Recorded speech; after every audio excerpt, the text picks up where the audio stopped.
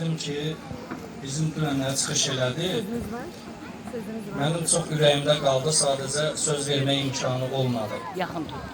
Bizim müəlliməmiz dünən çıxış elədi ki, 50 il müəllimi olub. İndi hal-hazırda təqaüddədir, amma yenə də ürəyi məktəblə böyüdür. Mən özüm ziyalı ailəsində doğulmuşam. Anam da, atam da ziyalı olub. Hal-hazırda Allah bütün ölənlərə rəhmət eləsin. Onlar olmadığına görə bugün mən bu müəllimə ilə fəxr edirəm. Və ona görə bir şey demək istəyirəm.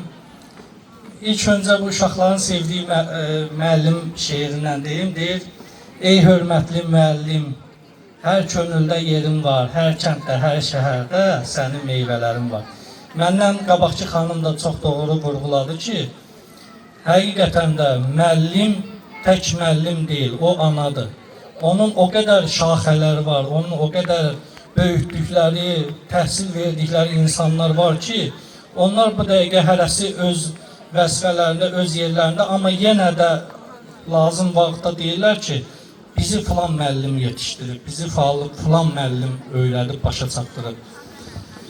Bugün bura çıxmaqda məqsədim, siz müəllimə olsanız da, indi müəllim olsanız da, yenə də siz bir anasız, yenə də siz bir ailə başçısısınız.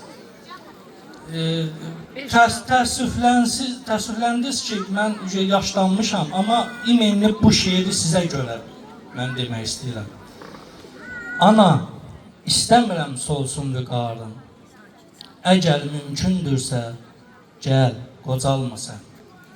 Müqəddəs yaranıb əhdin, ilqarın, əgər mümkündürsə, gəl, qocalma sən. Ömürlük borcluyam əmdiyim südə,